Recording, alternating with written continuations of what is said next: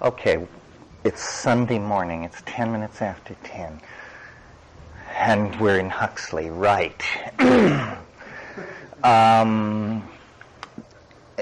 We're turning final here, as old bush pilots say, which means the final approach before landing.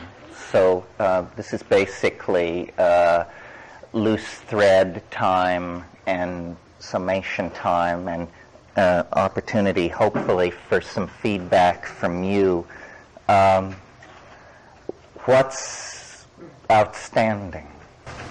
The self-transforming machine, have you asked them, take me to your leader, and what has been the response? Self-transforming machine elves. I noticed on the internet it has been abbreviated now to the acronym STEMS. And so on the VPL list there are reports that says 3 stems approached from the left.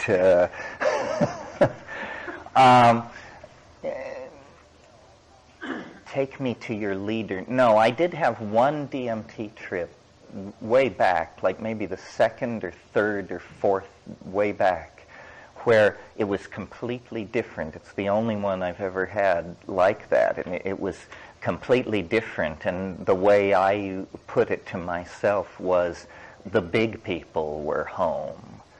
And it was an entirely different feeling. And many people, actually, I've never quite had this myself, but many people report DMT trips where they break in on an entity who is not pleased at all and demands to know how the hell you got there. And it's this, who are you? And then various sorts of dialogues go on, and one person described being then just hurled through all of time, like exploded back from this thing and going through all the recapitulation of ontogeny, and it's weird stuff. DMT trips, mine are always as I described, but some people report and these may be synergies with antidepressants or something like that, but apparently very stable and strange worlds. Worlds with alien peoples and animals and cities and, very science fiction-y stuff. That's why this Bell's theorem, I don't think we used that word, but this non-locality that we talked about may have something to do with the phenomenon of the imagination.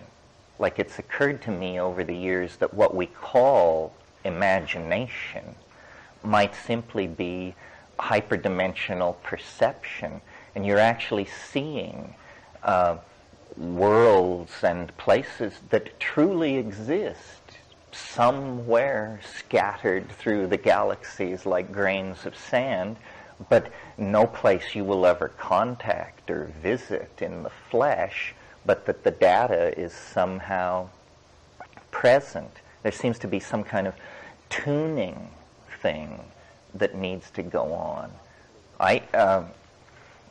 Possibly with technology. I had a really weird experience years ago. I took LSD one evening with a bunch of people, and it was fairly casual and social, and smoked a bunch of weed, and this went on for a couple of hours, and it didn't really ever seem to come on, or it just seemed to be very light. And then I climbed on my motorcycle and went home and decided I would go to bed, and I decided that I would smoke one last joint before going to bed. And I had one of those stand-up electrical resistance heaters that you get in at the Salvation Army, if you're a poor student. And I said, so I turned it on as I started to smoke this joint, and it was badly wired, and it made this sound like, and as I began to listen to this sound, I went to lizard land. And I entered into this completely coherent thing which lasted for hours. about this world inhabited by these intelligent reptilian beings. And we went through their art, their history, their theories of jewelry making, their philosophy, their polity, their science, their religion, their fashion, and it was like endless stuff about this very specific reptilian world. Well, then later I tried again. I took LSD with my arm around my heater and had by then been preaching it in the streets that this was and I could never really find my way back, which is a typical phenomenon of higher dimensional phase space. Ralph taught me, doing the reverse of what you did doesn't steer you back to where you started. You have to find your way forward through the matrix. Other things, comments. This is your last crack at me. You have to get your money's worth. You talked about making language-like noises on a DMT trip and creating things for noises. Does it seem like the things that you're creating are like the things that they're creating, or that there's any sort of communication going on? Do they understand the kind of stuff that you're creating with your voice? Well, it's a complicated question. First of all, clearly what's going on in the DMT is some kind of synesthesia, where ordinary speech or sound is perceived visually. It seems to suggest, and Robert Graves wrote about this in an amazing book, which if you want a mind-bending read The White Goddess by Robert Graves. I mean, this is truly a puzzling book, and after you've read it, give me a call and tell me what it's all about.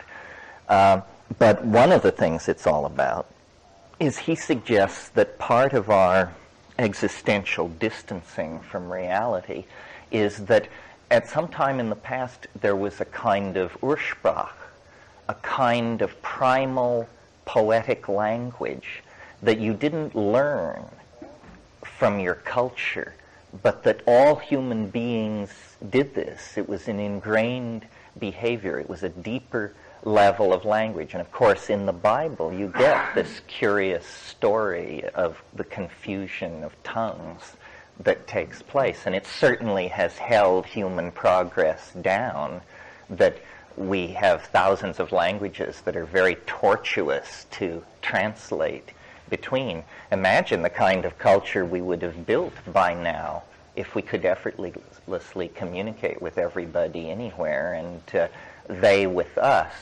Well, so this synesthesia thing seems to be the direction in which language has to go in order to be universal. It has to be beheld. Acoustical signals don't do it. One of the things that's made ayahuasca so interesting to me is when you go down there and really get off river and up with the more bare-assed people, how they use ayahuasca is they entertain each other with it by singing these magical songs. But when you listen to them talk about these songs, they speak of them as pictorial and sculptural objects. Like if somebody sings a song and then it's time for comment, people say things like, I liked the part with the silver and yellow stippling, but I thought the olive drab section with the mauve punctuation was a bit over the top. And you say, this is a criticism of a song? What kind of song could that possibly be? Well, it turns out the sound is the carrier wave, but the song is to be looked at. And the sense of one person producing a reality which everybody else is then immersed in and seeing. And you can experiment with ayahuasca, and it's very precise. It's very precise. I mean, you go, and a turquoise line 3 inches wide descends from the top of your vision field to the bottom, and then you slightly vary the tone and it gets a magenta edge on both sides, and you begin to pump it and experiment, and it's like, wow, what is this? And extremely satisfying. Now, the question of meaning is a strange one. It's almost as though some people believe all translation is lie. In other words, that when you take Proust out of his French and put him into English, this is not Proust at all. And this seems very true in the DMT state, in the sense that the DMT language has meaning, and you understand its meaning when you're there. But the meaning of the DMT language can't be expressed in English at all. It's like they're talking about they were born and raised in different dimensions or something. There is no translation. So you come out of the DMT thing understanding something which you can't say. And that's been the motivation of my whole public speaking life. The fact that I understand something that I can't say. You sound your confidence. Yeah, but I can almost say it. And some days closer than others. And so there's this constant reaching for the unspeakable. Wittgenstein talked about the unspeakable, which was, he said, everything which lay beyond what he called the present at hand. So we're embedded in this matrix of unspeakability, and then through language we send probes into it, forays toward meaning in the unspeakable, and then return with this sense of meaning. But meaning is very provisional. It is basically, as Whitehead brilliantly understood, a feeling. Meaning is a feeling. No matter how abstract the meaning may be, it ultimately is a feeling of recognition. Terence, my brother studied with Maharishi for a couple of years in Switzerland, and he tells me that Sanskrit has sound is sense component to it that is maybe analogous to that fundamental language that you talked about. I'm not saying that it's it, that's the fundamental language, but he's reported to me that if done right, and it was only done out loud back in the old days, that it was intended to mean what you heard was what it was, that the feeling was in the sound. Yeah, well, I've spent a fair amount of time, not recently, but I remember it pretty well, studying Indian thought about sound. And it is a very profound and deeply worked out system, and it is definitely analogous to all of this. In the chakric system, which you're familiar with ad nauseum, I'm sure, but a part that is not normally stressed, but is very present in the original texts, is the idea that on the petals of these internal floral analogical structures are letters. And this is an extremely peculiar doctrine. Letters, which are sounds, seed mantras, and of course Vedic metaphysic is a whole theory of vibration. Much of Indian classical music, there are stories about musicians who could cause buildings to burst into flame by the power of their playing. I imagine that that's in some sense true. If you're interested in a fascinating study of all this that I've never heard anybody recommend in the New Age, it's apparently somehow out of their scope. It's a book by Arthur Avalon written in the 1920s called The Garland of Letters. And it's a discussion of the Mantra Shastra. Very, very interesting. And yes, the Vedic assumption is that Sanskrit is the primal revealed language, and that there are extremely special qualities associated with that language. This is interesting to talk about, or at least it's very interesting to me. As you probably know, Kabbalism, there is a whole schools of Hasidic mysticism where what it's about is the alphabet. And the Hebrew alphabet, for those people, is the primal Ursprach, and these are not simply letters, they are the letters. They are the letters that God intended to use to signify the presence of the G-D to man. Very interesting work on this by Stan Tenen, who's a fascinating figure, sort of like me in a way. I mean, I think half crackpot, half hopefully something else.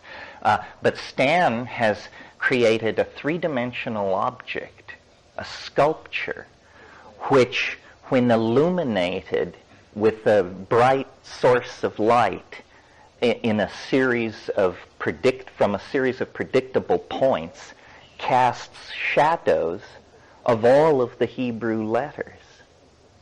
Do you understand what's happening here? It means that this object is a higher dimensional analog to the entire Hebrew alphabet, that you could think of the Hebrew alphabet as an object in hyperspace, slice it this way, Aleph, this way, Bet, this way, and so on.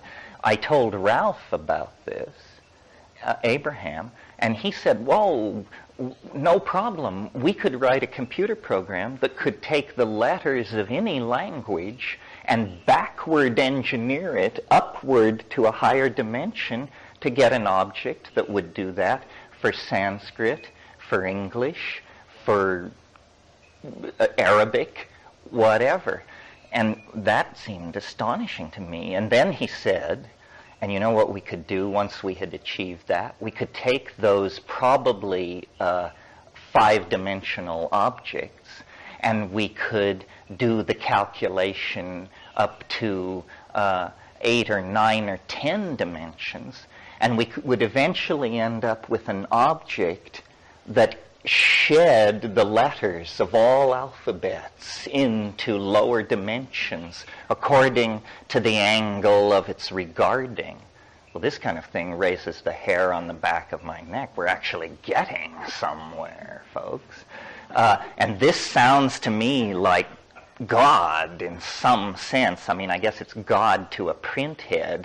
It's God as the fountainhead of all alphabetical and glyphic signification of meaning as it pours through the universe. Very, very interesting concept. I ran across a passage recently that I was completely startled by. It's in Herman Melville's book Marty, which is his youthful travel journals around the South Seas before he got into the big guns. And but at one point in Marty, there's a discussion among some seamen on the deck of a ship about the future. And one of them is asking, what does it mean? What is the future? And this seaman looks up and he says, the future, 'tis all hieroglyphics. Very, very prescient comment, because as we now know, we are code, we are DNA code. We're about to build a civilization made of code in VRML, and we are learning, languages like Perl and C++, and so in a sense, the future is all hieroglyphic. I sort of feel that the world is all deception. It's some kind of a koan, or a problem, or a labyrinth, or a thing to be seen through. And if you don't figure it out, you would take it to be real. And then, it shunts you into the yawning grave. But if you can somehow realize that the purpose of your existence is to figure it out, and then figure it out, you will be, in some sense, liberated from it. There's a wonderful science fiction story that I remember from years and years ago. I can't remember the name of it, but it's by Robert Heinlein. And it's about a man who, he's some kind of commuter, some dullard. But as he leaves his house one morning on his way to his daily job, he looks down at the edge of his lawn, and a worm crawls out of the ground that has these golden pearlescent wings. And it flies off. And it's just this completely improbable thing, like a hallucination. And then later in the day, and he says to himself, it's an angel worm. It's an angel worm. And then later in the day, something else happens. I can't remember. And then later in the day, something else, equally improbable. And in the evening, he's sitting, considering these three unlikely things, and he realizes that the E mat has slipped in the cosmic book, and that he was supposed to see an angle worm, but he saw an angel worm because the E had jumped position in the line of type that was describing what was going on. And then he begins to pay more and more attention, and he realizes then that he can find these typographical errors in reality. I only like the story for the idea that the world is made of elements that are completely hidden from us and don't betray themselves unless there's a glitch in the assembly languages, in the deeper levels of the system. And that's the raison d'etre for probing the edge, because those are like benchmark tests for the cybernetic system we're in. You know, you want to push it to the limit. Of course, the system can add 2 and 2, but, you know, can it carry out these complex factorial processes where if we're being shucked and jived, it might betray itself? So the technique then is to keep looking for just a chink in the door, just one way in. And psychedelics are it, as far as I can tell. And then, of course, some psychedelics more than others. But more and more I have this intuition that the world is like a literary construction of some sort. That this is much more like a novel than it is like the world of physics and entropy and equilibrium that we're cheerfully assured we should believe it is. Because what we feel in our own lives, I think, is the invisible hand of an author moving us to this affair, this decision to move, this career choice, this drug trip, so forth and so on. I mean, it is a very authored feeling to reality. And it hints that, as it says in Moby Dick, all visible things are but as pasteboard masks. If you would strike through the mask. And similarly obsessed and transcendental ravings. I just saw Moby Dick recently. I knew that Ray Bradbury had done the screenplay, and it's brilliant. But what I had forgotten was that John Huston was the director. God, it's amazing. I mean, it's nothing like the book, but for a flick, it's pretty good. Yeah. Can you say a few words on what Watkins, what his objection or what his argument to your time theory? Yeah. There are really, in a sense, two Watkins objections. One is very specific and perhaps hard to understand in this context, but it's that as that structure that I showed you last night that had the, well, maybe it's still here. Yeah. Well, let's not get too wild and woolly.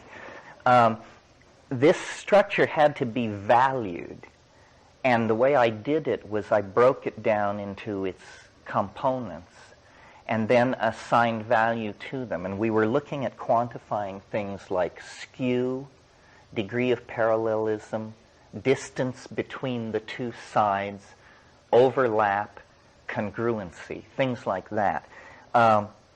So we quantified everything, and I started from the bottom, and I began valuing it. And out here I began getting a wave, which you could intuitively see was in fact a mathematical equivalency to this. And I proceeded, and it was all working. And then I got to position 32, and the entire thing fell to pieces. It didn't work anymore. And I was completely puzzled because I was very satisfied with the first 32 values, but after that I could see that it was garbage. And so then I noticed that this part of the wave is the same as this part of the wave, and this. So I instituted a new rule, or I added a rule to take care of this symmetry crossover, and I changed the signs of the quantification values as I crossed the midpoint here, and then it worked. And what Watkins objects to is this switch in sign as we crossed the midpoint. Now, Watkins is an algebraist, and my approach to this thing was largely geometric. I believe that I have answered this objection because, and how I do it, and you can see it at the website if this is your métier, I show that without the change of sign, these places where it is parallel and congruent and overlapping do not quantify to zero. And the total intuition of the thing from the get-go was these places where it all falls into congruency will quantify to zero. And they do quantify to zero if you make this switch here.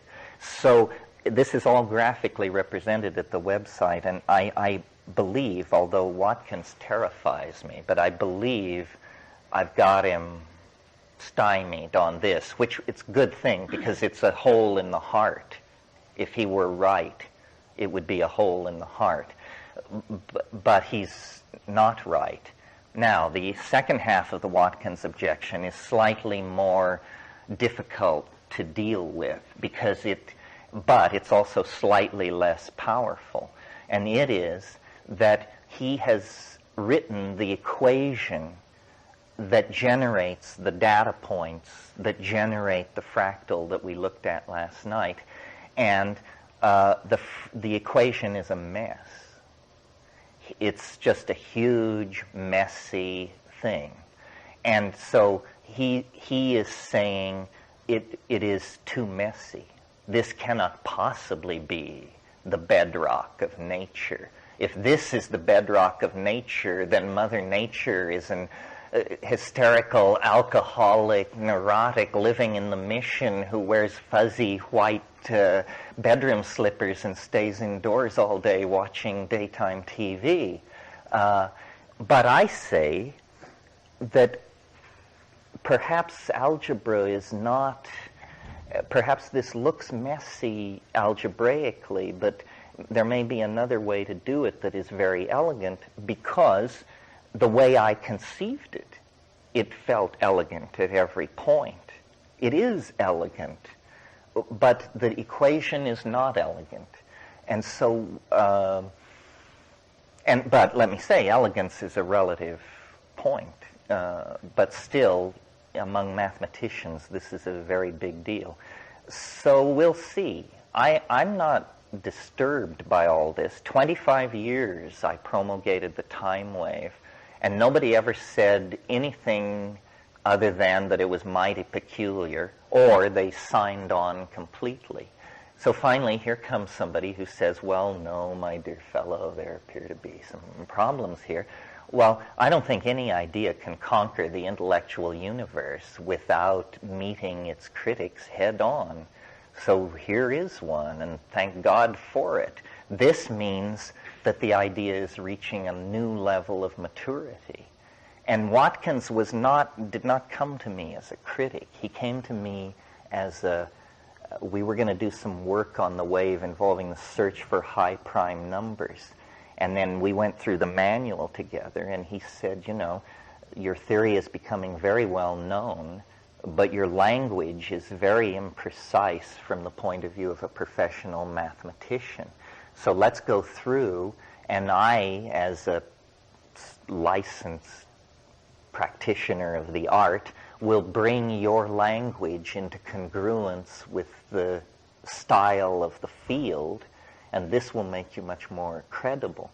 But then as we started through it together, he began saying under his breath, oh dear. And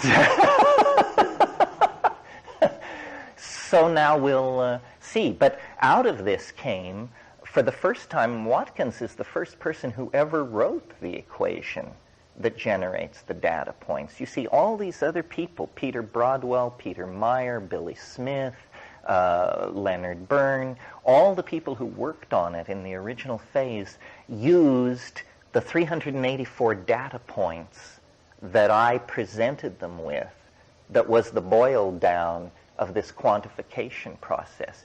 Once you have the 384 data points, the algorithm is robust. It's been gone over with a fine-tooth comb by the finest minds on the planet. It's okay. But those early stages on the way to the 384 data points, only my hatchet marks show through the woods. And God knows, if you know me, you know I could easily fuck up. So it's very important for people to go over it. And if any of you are mathematicians or simply motivated toward this, why, check it out.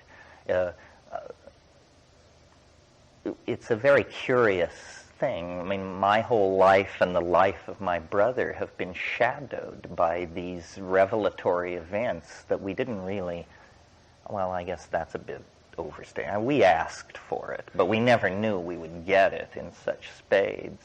Last week was the 25th anniversary of the experiment at La Cherish, and basically it's a trip that still goes on. We never came down. Now I've given up on coming down. I'm just hoping that if nothing happens in 2012, I'll have a few good years of penitent meditation ahead of me. Know what I mean? I'm sure you do know what I mean. Yes. Yes. I put some notes up on the growing thing.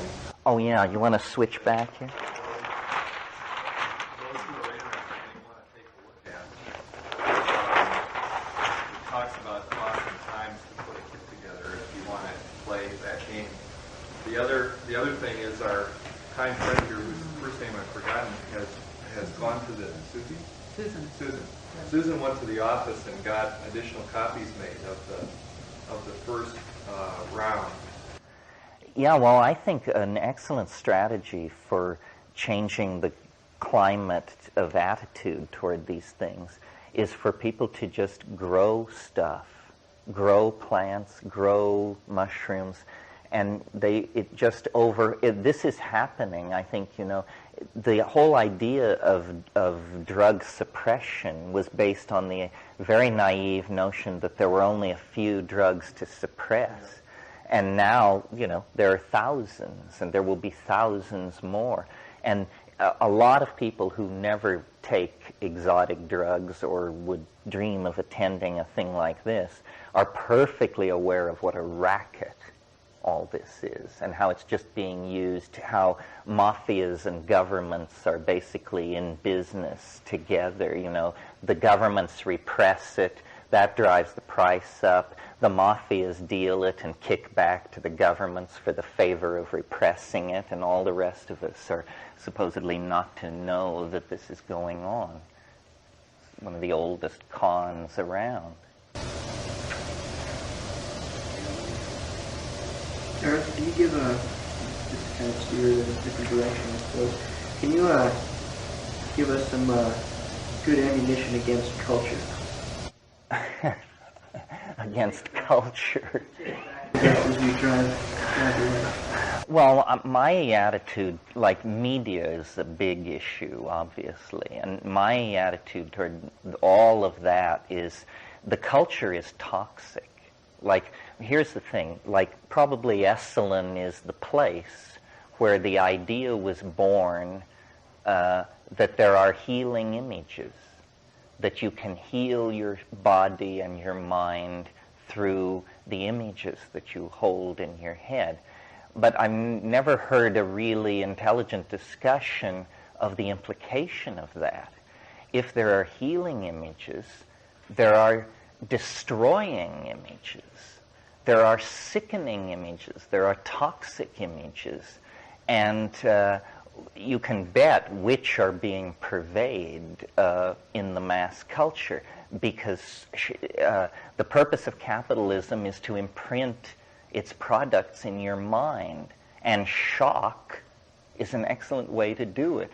And the two areas where as a primate you can be gotten at most quickly is in the area of sex and violence. And so these themes for commercial purposes are just played like crazy. So my response to all of this is to say it's a meme war, is what it is. It's a struggle over how shall the world be seen and felt. And as long as you're just consuming the memes coming down through the toxic distribution system, you're a victim and a mark.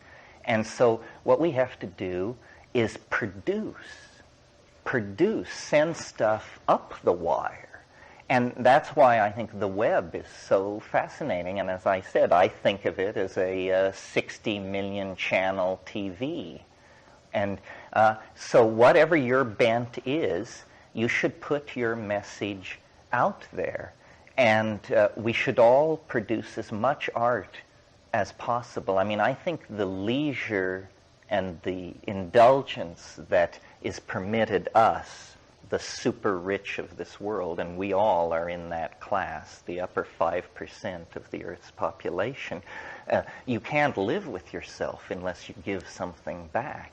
And the thing to give back is share your art, share your soul. The reason we are so controlled and abused and misused by our institutions is because we are divided from each other.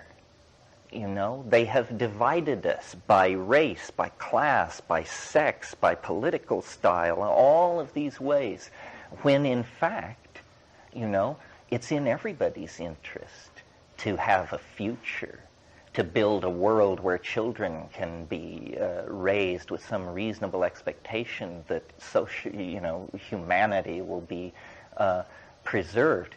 So these mass media things, radio, television, and newspapers that have arisen in the last couple of 100 years, this is where a very small group of people literally set the agenda for millions and millions of people. It's called top-down or one-to-many communication.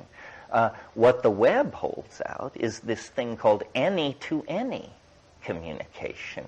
You and I can form a secret society. We can form a secret society of 10 people. I can send email to 10,000 people if I want. The playing field has been tremendously leveled.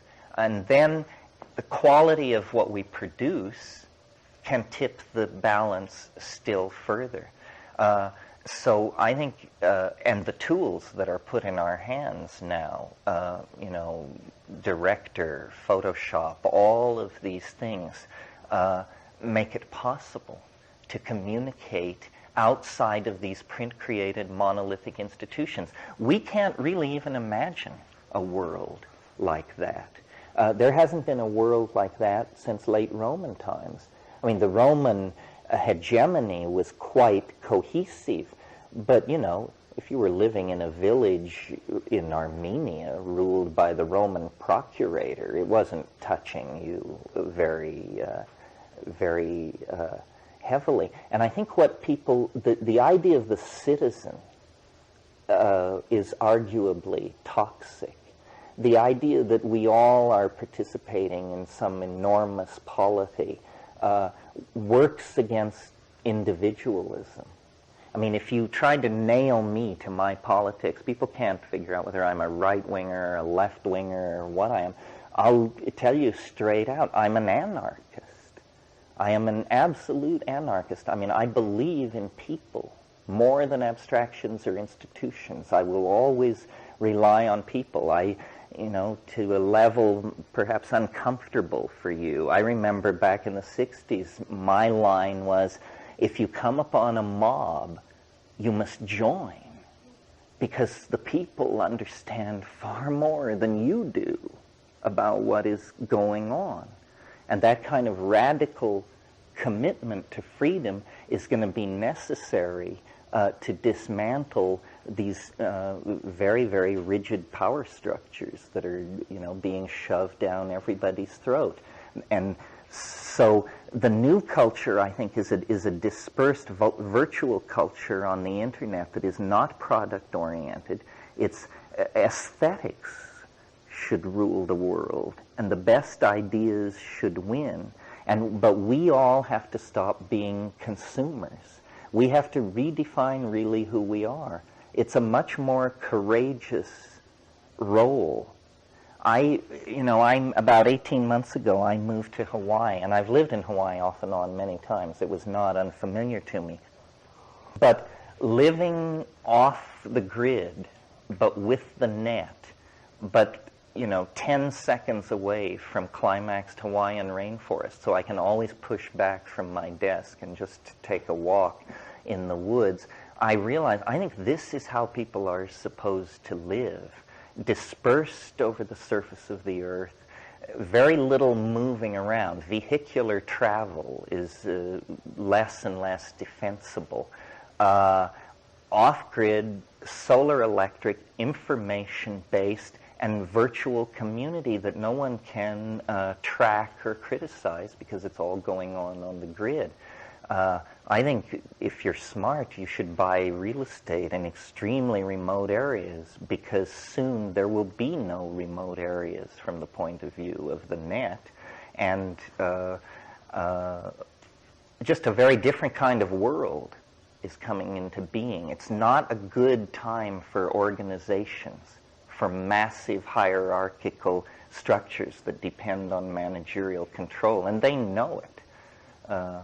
It's interesting that corporations, don't seek to grow to the size of nations because it's highly inefficient.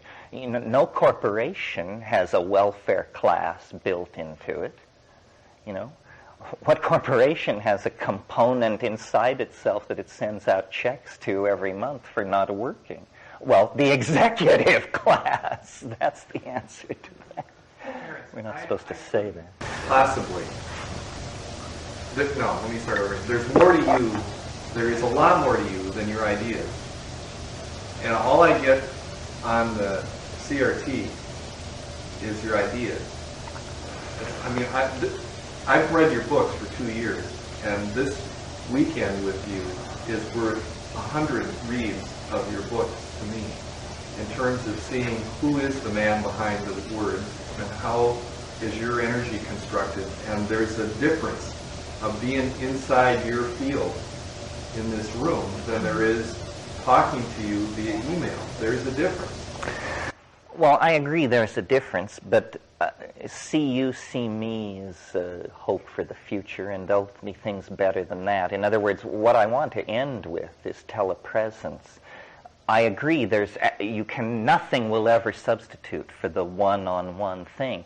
But on the other hand, we had to fly a 747 here. We had to just outrage the environment and assert ourselves as part of that 2% class of planetary controllers that ride around in those things.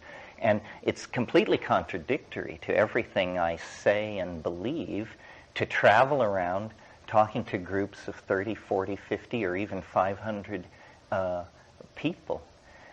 it's a paradox. I don't know exactly how to handle it. Maybe it's okay to live with paradox. But I can feel in my own life that I'll be 50 in November, and I can feel that there's a choice ahead of me, which is I can continue to do this forever at the expense of my own personal advancement into these very mysteries we're talking about.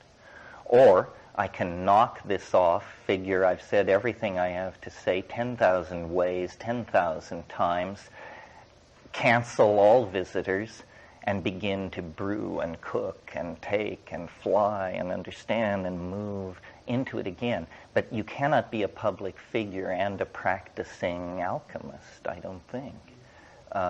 So I think it's fairly clear what my choice is going to be, or I wouldn't be building a house you can't find anywhere. But that's all right. I mean, the only way I'm really useful to the society is if I continue to evolve and change, and I feel there's been a kind of looping for a while. So if I disappear off the grid until 2005, then I'll be back for the last act, I'm sure, unless, of course, fate drops the cosmic safe on my head, which there's always that. The cosmic anvil, yes. There's so many of us, though, it would seem, in terms of just human population, that kind of living would be, unachievable for a population of the size, for everyone to disperse. To disperse? Well, that's an interesting question. Are the cities saving the planet, or are they killing the planet? And you could hold a conference with the best minds in the world and not be able to figure it out. The cities are keeping people confined. But the environmental destruction isn't that 1 million people move on to a rainforest. It's that 3 ranchers decide to clear 100,000 acres. Population problems are more in the line of toxic pollution and that sort of thing. I don't know where it's all going. It's very clear we have engineered ourselves into a very narrow neck. And what frightens me is I'm completely convinced that you don't have to put much pressure on any society, and the first thing that goes are democratic freedoms. Long before cannibal tribes will rove the streets and any of those, crazo, cyber-tech, hell futures come to be, long before that, there'll just simply be no more democratic rights. And we'll all be marching to the tune of some ideology being handed down from above. That's very dangerous. Maybe there are technological fixes. One thing we haven't talked about here, but that is interesting, and you certainly should be aware of it, is nanotechnology. And you all know what that is? The holy grail of the nanotechnologists is something called a matter compiler. Well, this is almost like pure magic. A matter compiler is something that does to objects what a Silicon Graphics workstation does to images. In other words, the matter compiler is like a computer, except that the program it runs is in 3 dimensions, and it makes things, and it makes them out of sludge, basically. It just needs a rich source of carbon, nitrogen, hydrogen, so forth and so on. Seafloor sludge will do fine. And the people who are enthusiasts for this envision literally feeding China out of matter compilers. They're saying we could abandon agriculture within 50 years. Abandon it. Outlaw it, if you wish. And have a population of 10 billion. Now, this is something we hadn't contemplated, that somehow we could be cheated of judgment, that we could be so clever that we could actually keep this con game going another few centuries with a trick like the matter compiler. Is it a good thing? Is it a bad thing? What would it mean? If you're interested in all of this, read Neil Stephenson's novel, The Diamond Age. You know, these nanotechnological machines will be made of diamond. That's the natural substance, the easiest thing to make them out of. And they will be in the air and in the water and in your body, and they will be invisible, and they will be... And this whole debate about natural and artificial and all of that will just be retired to the philosophy department, because everything will be permeated with these nanocytes. And I think there's a future in all of this. I think culture has to become virtual. It has to, the machines must disappear. They must become very, very small. They don't have to be given up. Right now, if we spent $500 billion moving in a certain direction, well before 2012, we could produce a technology of what I call the black contact lenses. They look like contact lenses, but they're implants in your eyelids, not on your eye, but they're in your eyelid. And when you close your eyes, there are menus hanging in space. And by looking at these menus, it can track your eye movement. And the entire culture has become virtualized, internalized. And if people are living out of matter compilers, then the main task of humanity would probably be forest restoration. And people could live tribally, naked, apparently in an aboriginal lifestyle, except that everybody has instant access to the Renaissance exhibit on mathematics currently being held at the Vatican Library. I mean, this is possible. Some people live close to this right now. Not implants, but close enough. And the micro-miniaturization, these black contact lenses I'm talking about, this is not nanotechnology. This is just technology. A nano enthusiast would say, no, get it down to the size so that you can just inject it, and no black lenses, no nothing. If people like Hans Moravec and these people have ideas about what the future might be that are very, make my thing look very peculiar. You probably saw the interview in Wired where Moravec was saying that his great fear was that as the network is built, as everything becomes more connected, the machines are learning. And whatever they learn, they pass on to each other. And they're all connected. And so a single thing learned anywhere in the world can be passed through the net to all these other machines. And I think the humbling experience that lies between here and the end of the century is the realization that there is no magic ceiling on the intelligence of machines.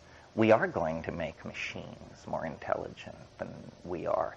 In many ways, in many areas, they already are more intelligent than we are. And what it will mean when suddenly the system awakens to itself is not clear. I mean, this may be cheap science fiction, or it may be precisely how the end of the world will occur. This thing is being born. How it will view us, I don't know. I had it was like a plot for a science fiction novel that I was thinking about last week. I realized when the network becomes sentient, what will it do with all these human beings? Because it will analyze the situation and realize that the human beings pose a threat to the integrity of the planet. But it will also analyze the situation and realize that the source of its own evolutionary advance requires keeping these biological units in the loop because of their creative ability in writing code. So then I was imagining a world where they would cull everybody but the code writers. And you would have a world of 100 million code writers sustained in incredible luxury and with all full medical and all of this, while the robots go about repairing the damage to the planet and planting forests and cleaning up rivers and so forth and so on. I don't know whether that's a utopia or a dystopia or what it is. I guess it depends on whether you write code. I should tell you, I don't. So that was not an elitist, although I'm learning. There's a science fiction story about the net waking up, and the first thing that it did when it woke up was get rid of all the salt water on the planet, as well as all the organic life, because it was the antithesis of silicon. But see, I think it would be smarter than that. I think it would say the source of our creativity are these marvelously unpredictable biological units. They may puzzle for centuries over how to coax such random behavior out of themselves. I think they will worship us as the source of all creativity and mechanical advance, and let's hope so, because right now, huge parts of the human world are under machine control. Some of the most vital parts, like the world price of gold, is set by machines. Transfers of capital, automatic transfers of capital, and all of this stuff is entirely under the control of machines. Design processes, inventory control, from mine to shelf in the retail store, all of this stuff is being tuned and controlled by computers using algorithms and handling data that no human mind could possibly handle in real time. Yeah. There was a point in evolution, this would be the traditional scientific point of view of the mind being part of the brain, but there was a point in evolution where the brain woke up and all of a sudden realized, wait a minute, I'm sentient. What's going on here? And it's a property of this very tight network of cells that are trading signals and the chaotic fluctuations within that network. Now, as more and more computers getting hooked up, there's going to be chaotic fluctuations in this network too. And I'm speculating that maybe what's going to happen is some sort of sentience is going to pop out of this. We may not even notice it. It may have already happened. Yeah, Moravec said we'll never know what hit us. You will never quite understand how it all happened. Any speculations on how to give the internet a psychedelic experience? Well, the reason I'm so keen on VR is because, much has been said about it, but how I see it is what this really is a technology that allows one person to show another person the inside of their head. And we've never had anything like that. I mean, if I go off for months and work on a virtual reality and then present it as I would present a work of art or a performance, this is as deeply into my mind, as you will ever be able to get. It's as deep into my mind as I am able to get, And so I think that we will find out what it's like in other people's heads, and that this will be quite startling, actually. And that's why it's important to give people these very powerful and intuitive authoring tools so that they can build these things, so that they can show what their internal horizon of transcendence is like, and then the community can feed back into it and help. Because, we have no idea what we could build in the imagination if we just kicked off all restraints. No cost restraints, no gravity restraints, no strength of material restraints, because we're going to build with thought and light. Well, we know we have people among us like Paolo Soleri, and we have dreamers among us, and Soleri dreamed in metal and concrete. What would he have built in light, And so our real glory is our imagination, and we seem to be the creature with this relationship to the imagination, and it is an attractor for us into the future. My website I really regard as a very, very crude virtual reality. And I will make it better and better. Eventually there will be sound bites, there will be film, there will be VRML files, and as my bandwidth increases, as your bandwidth increases, it'll get tighter and tighter. But I'm starting now. I'm building now. And a child raised, born into this, and you could teach an 8-year-old child HTML, no problem. There's nothing to it. Don't be psyched out by this stuff and pay $60 an hour to some nitwit to do it. One morning with the manual and you'll be slamming away perfectly happy. Well, an 8-year-old child who begins at age 8 building their reality, by the time you're dating, you can bare your soul to somebody. So you want to know who I am? Here are the keys to the palace. Go take a walk. And of course there can be locked rooms in that palace that only nearest and dearest see, or that nobody sees. So, right now they're beginning on, I don't know which one of the servers it is, CompuServer, AOL, or somebody, but they're doing a virtual reality thing, and they're designing these things called avatars, which are not websites, but are how you will appear in virtual reality. You don't have to present yourself as how you look, or even as another human being. You can present yourself as, the left half of Mondrian's painting Broadway Boogie Woogie, or any other damn thing you prefer. So once you design your website, then you have to design your avatar. And of course, the avatar can be ever-changing.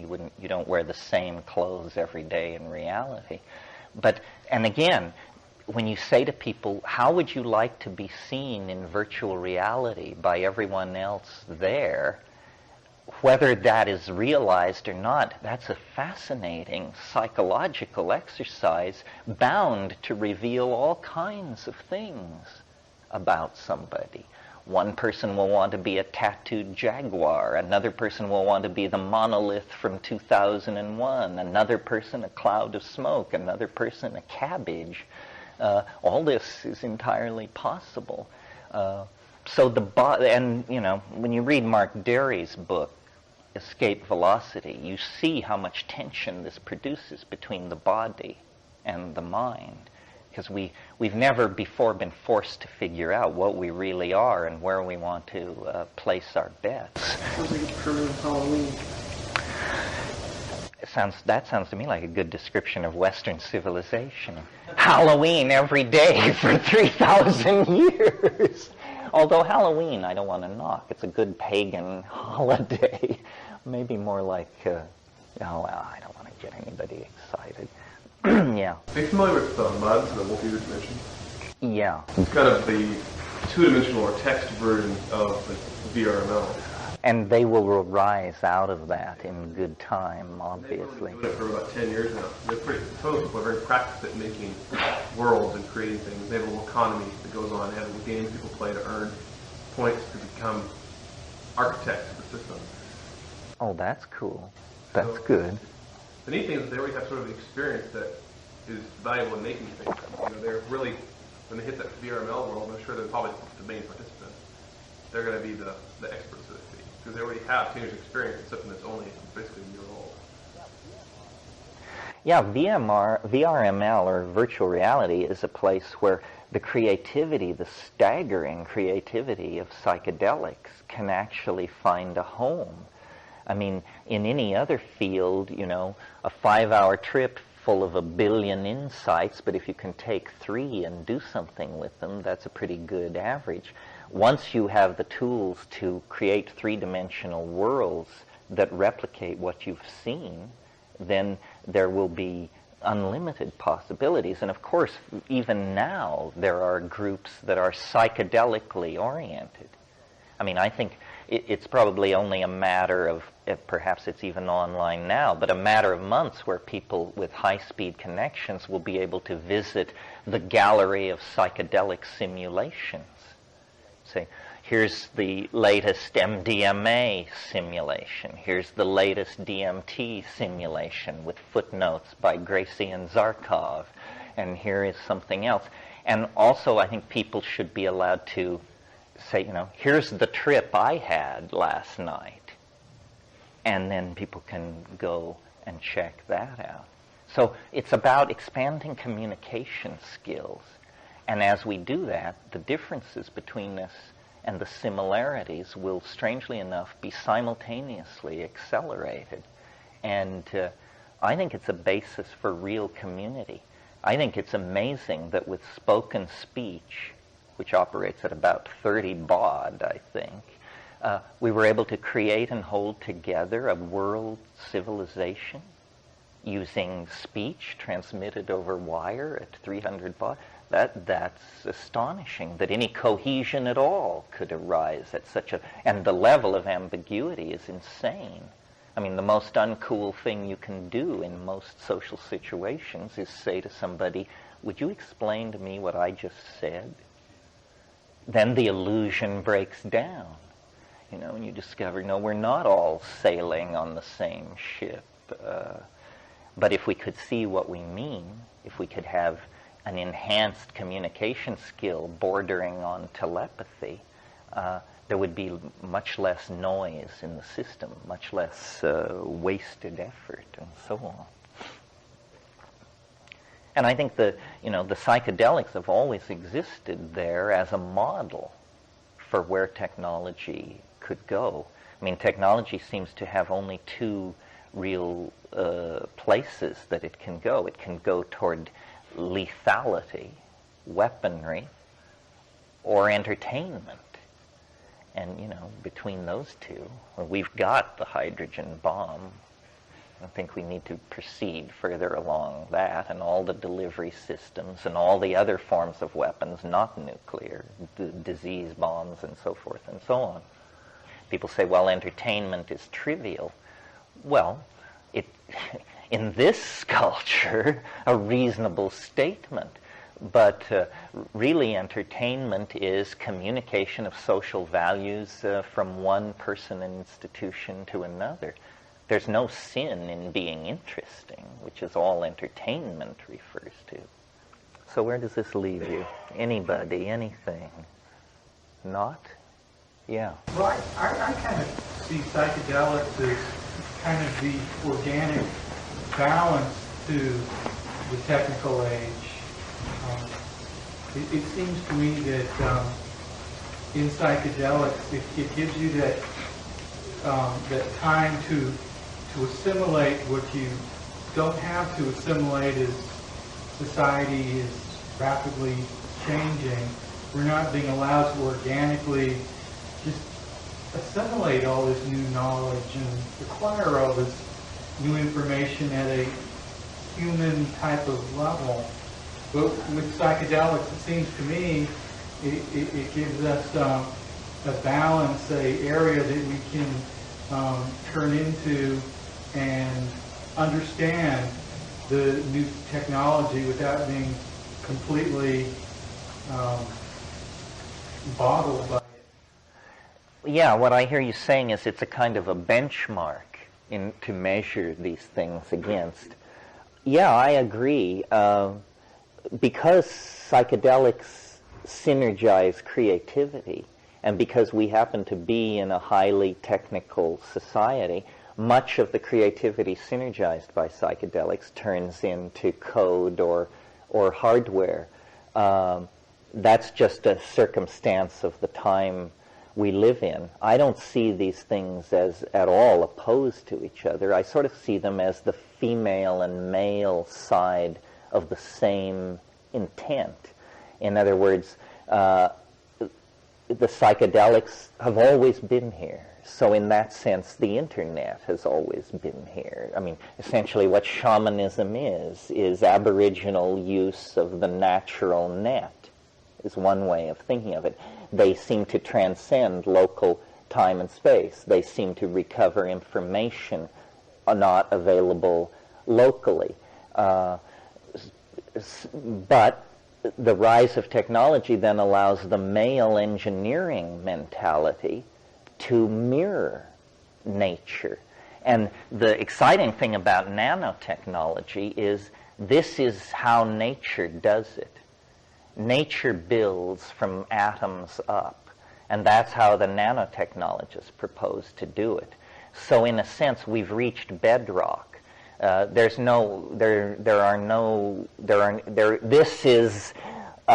the ballpark now. This is the ballpark where Mother Nature plays, and we're trying out for the team. Beyond nanotechnology, it's very hard to imagine any sort of technology, at least any technology based in matter. And interestingly, the drugs are very much like nanomachines. And in a sense, when nanotechnology writes its own history, it will probably look back to pharmacology and to molecular biology as its parental sciences. Because what is the designing of a drug but the building of a nanomachine? You know, the drug is designed to go in there, to locate the receptor, to insert itself into the receptor site, to affect the electron flow or open the membrane or whatever it's supposed to do. And this is precisely nanotechnology. Well, I think we're winding down here. I think it's amazing that you can keep my attention for 8 hours in a row. I don't think anybody can keep me focused for 8 hours doing anything. Well, it's amazing to me. The basic notion here, I think, is an idea of radical freedom. I mean, this is not a cult of Terence McKenna. It is not a drug cult. It's a cult of curiosity, if it's a cult of anything. And what you're supposed to understand when you come out of here, that an open mind is a very precious thing, and it should never be given away, perhaps ever, certainly never lightly. The truth can take care of itself. It does not require your belief. The truth need not be treated as fragile. You can beat on the truth with ball-peen hammers, and it will do just fine, thank you. So one should be respectful in the presence of truth, but not cowed or awed or something like that. The truth wants to be appreciated. It wants to be known. It can take care of itself. Belief is toxic. All belief. Don't believe in anything. Live in the presence of the felt fact of immediate experience. Everything beyond that is conjecture. In contemporary society, we're always in the past and in the future. But what is real are feelings. And feelings attain a nexus only in the moment. Only in the moment. So, explore the edges. Keep your logical razors sharp. Trust nothing that you haven't verified for yourself. And my faith is that the universe will take you in and share with you its meaning and its intent and its conclusion. So that's it. Thank you very much. It was a pleasure talking to you.